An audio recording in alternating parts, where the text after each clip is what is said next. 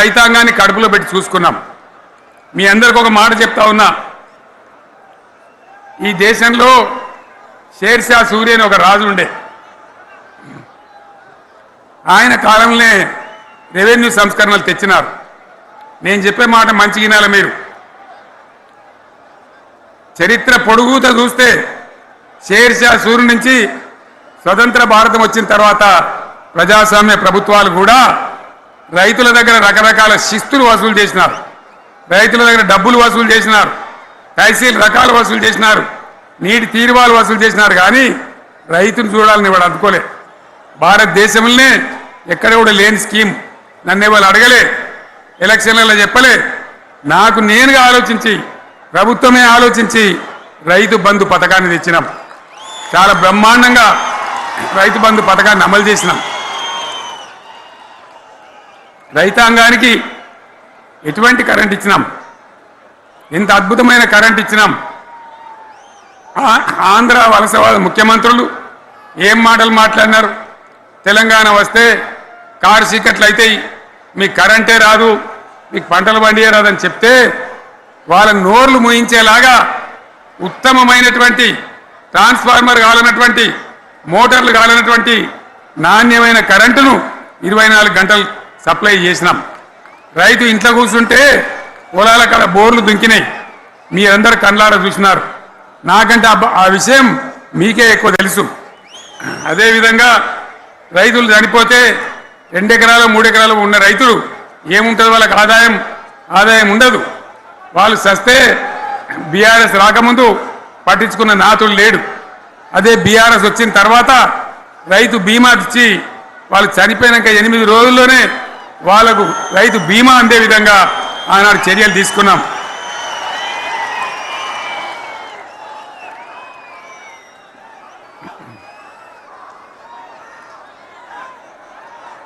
పైసలు ఎంత మంచిగా వచ్చేది, రైతు బంధు డబ్బులు ఏ విధంగా వచ్చేది.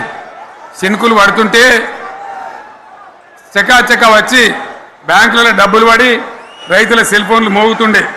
ఆ విధంగా కడుపులో చల్లగదలకుండా రైతాంగానికి రైతు బంధు పథకాన్ని అమలు చేసుకున్నాం. రకరకాల వ్యక్తులు రకరకాల మాటలు మాట్లాడినారు. జై కిసాన్ జై జవాన్ అన్నారు తప్ప వాళ్ళ సంక్షేమం ఏ ప్రభుత్వం కూడా చూడలేదు.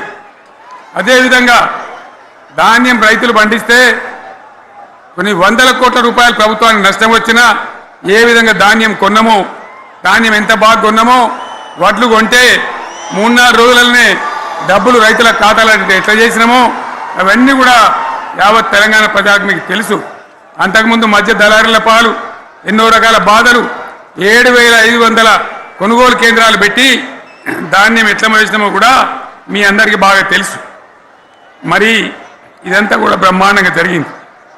ఎన్నో పనులు, మిషన్ భగీరథ ఎన్నికల ప్రణాళికలు చెప్పలే, ఓట్ల ప్రచారం అప్పుడు చెప్పలే, గవర్నమెంటే చేసింది. ఇంటింట నల్లబెట్టి ప్రజలకు అందియడం జరిగింది. రైతు బంధు కానీ, రైతు బీమా కానీ, కళ్యాణ లక్ష్మి కానీ, కేసీఆర్ కిట్ కానీ, కంటి వెలుగు లాంటి ప్రోగ్రాం కానీ ఎవరు అడిగిన నన్ను ఎవరు అడగలే. అయినా మా అంతల మేమే మన రాష్ట్రం మన ప్రజలని వాళ్ళని బాగు చేసుకోవాలని చేసినాం.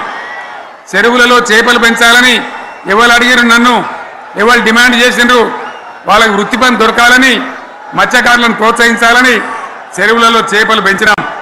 లక్షలాది గొర్రెలను పంపిణీ చేయమని ఎవరు ధర్నా చేయలే, ఎవరు అడగలే.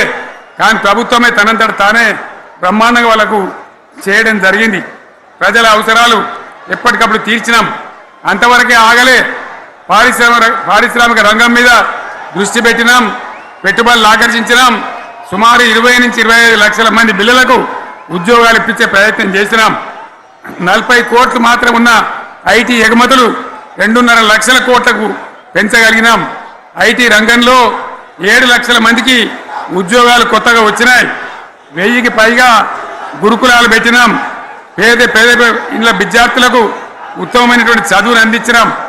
తెలంగాణలో 3 మెడికల్ కాలేజీలు ఉంటే దాన్ని 33 మెడికల్ కాలేజీ తీసుకొని పోయినాం. ఈ విధంగా అది ఒకటి మాత్రమే కాదు, బీఆర్ఎస్ టైంలో మత కల్లోలం లేదు, కర్ఫ్యూ లేదు, కల్లోలం లేదు, శాంతి భద్రతలన్నీ కూడా బ్రహ్మాండంగా కాపాడి ప్రతి ఒక్కరిని కూడా కాపాడే బాధ్యత తీసుకొని కడుపులో పెట్టుకొని చూసుకున్నాం. ఇవన్నీ కూడా నా డైలాగులు కాదు, నేను చెప్పే స్టోరీలు కాదు. ఇవన్నీ పార్లమెంట్ వేదికగా కేంద్ర ప్రభుత్వం అనేక సందర్భాల్లో వెల్లడించినటువంటి విషయాలు. Reserve bank of India, comptroller general of India వాళ్ళు వెల్లడించినటువంటి అధికారమైనటువంటి లెక్కలని చెప్పి కూడా నేను మీకు మనవి చేస్తా ఉన్నా.